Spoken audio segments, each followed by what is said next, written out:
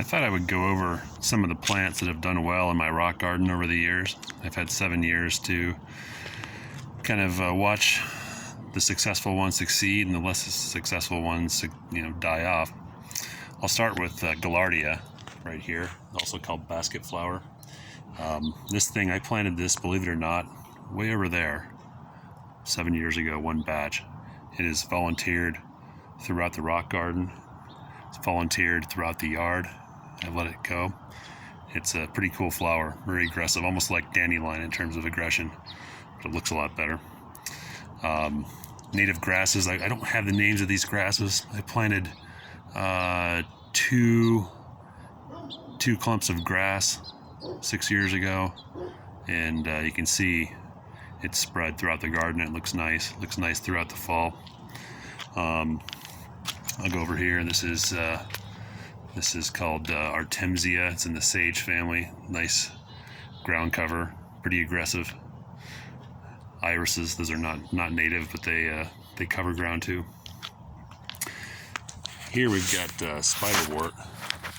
These guys here, they're not blooming right now. They have a pretty nice purple flower that comes out in the morning for the most part.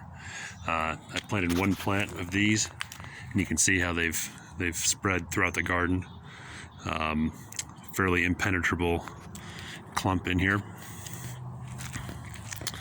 We'll go to the Desert 4 o'clock. It's actually the purple one back here, Mirabilis multiflora.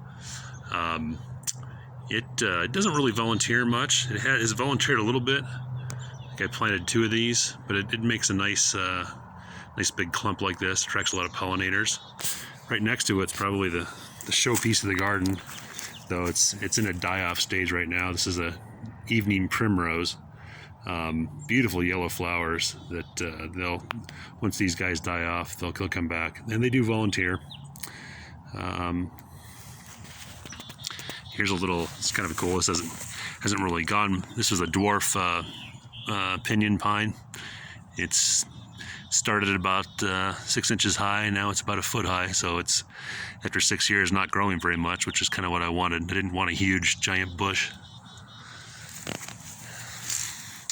Over here I've got Pasqueflower. That's the first to bloom every year. It hasn't really, I've planted one, and it's done this, stayed here in this spot, hasn't been taken over. One flower that's really, it's not blooming right now, but it will soon, is this right here. This is called Liatris.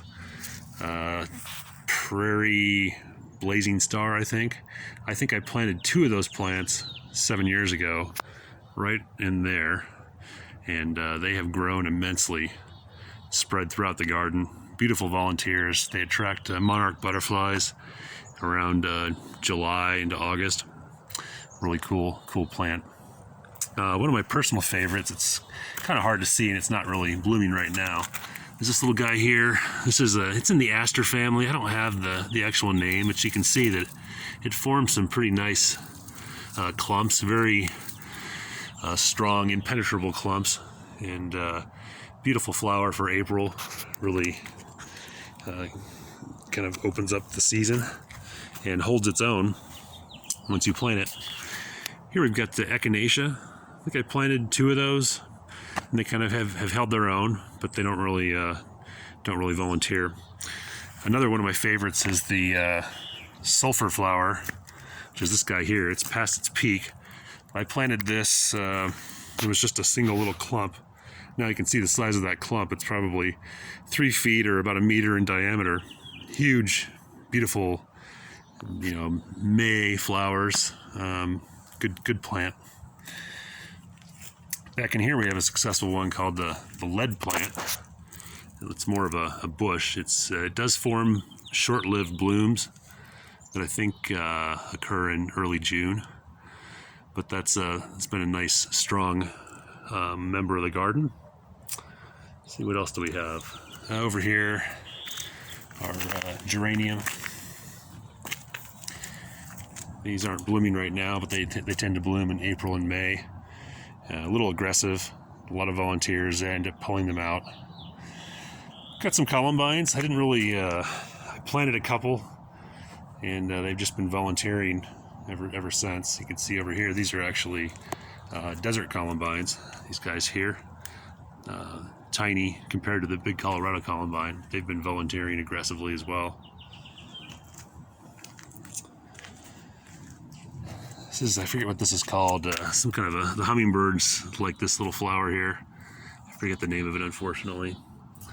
Over here we've got one called Jupiter's Beard, which I don't believe is a Colorado native plant. This was a volunteer into the garden. This is kind of I've relaxed the Colorado native only restriction in this part of the garden.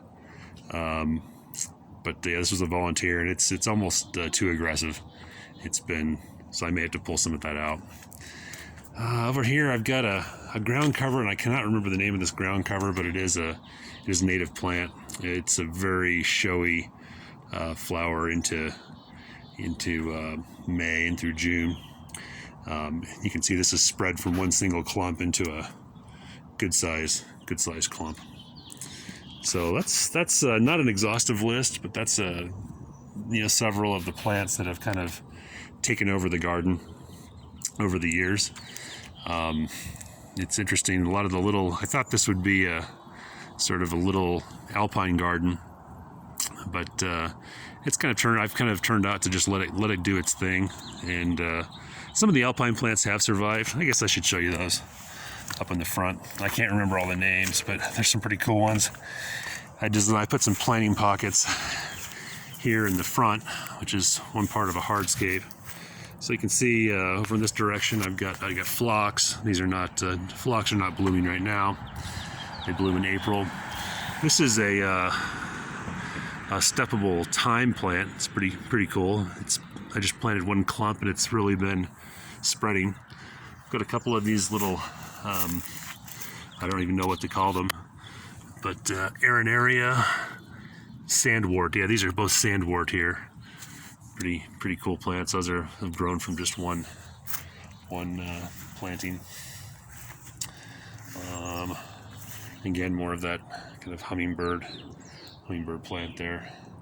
And that's about all I have for now. I'll do some more videos with this stuff, but I hope you enjoyed the nice flowers from the summer.